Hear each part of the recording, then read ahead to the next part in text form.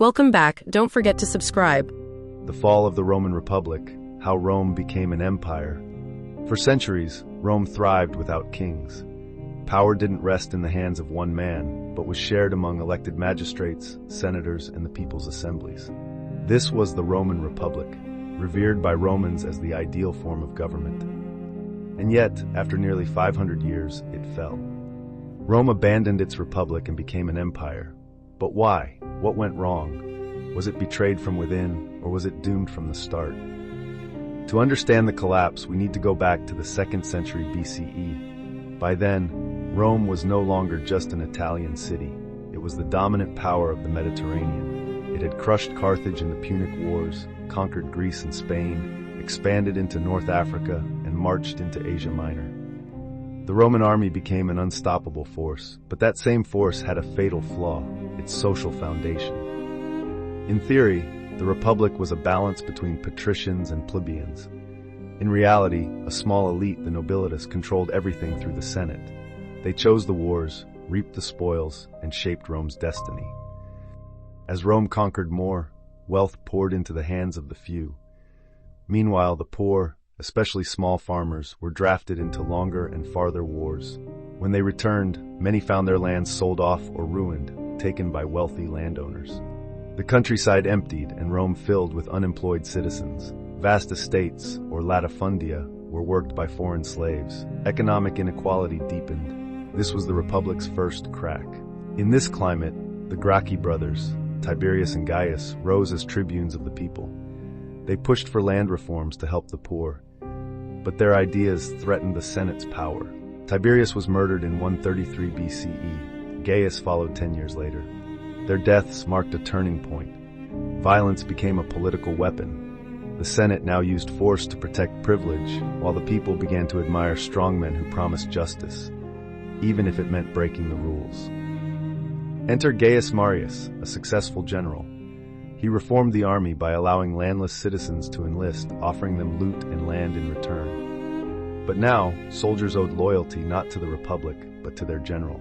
Then came Lucius Cornelius Sulla. He and Marius clashed in a brutal civil war. In 82 BCE, Sulla marched on Rome, seized power, and declared himself dictator. His reign saw mass executions, known as the proscriptions. Though he eventually restored the Republic, the damage was done. Force had replaced law as the source of power. The Republic stumbled on, in name only. Power now belonged to men, not institutions. 3 of those men, Julius Caesar, Pompey the Great, and Marcus Crassus, formed the first triumvirate in 60 BCE. Together, they dominated Roman politics. But it was a fragile alliance. Crassus died fighting the Parthians. Pompey sided with the Senate, fearing Caesar's growing popularity.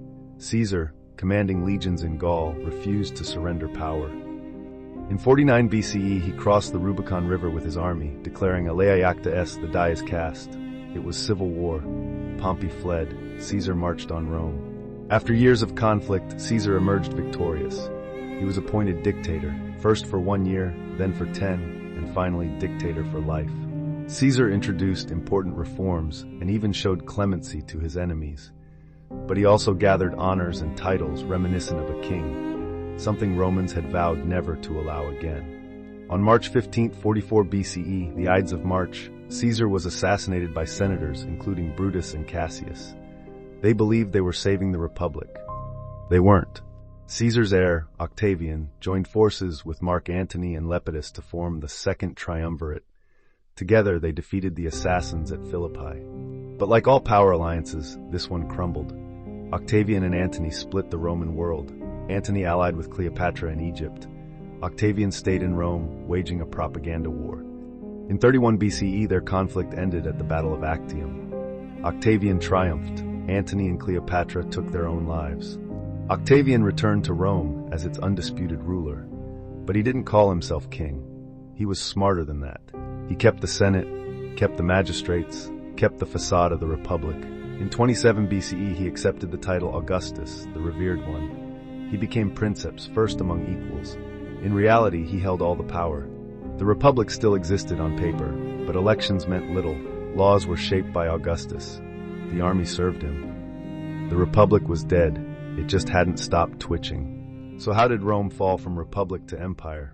Not through one single act, but through decades of erosion. Through civil wars, inequality, power-hungry generals, and a public that, weary of chaos, chose stability over freedom. The Republic was built for a city-state, but Rome had become a vast empire. The old system couldn't cope. In its place rose one of history's greatest empires. And it all began when the Republic forgot how to protect itself. Don't forget to subscribe.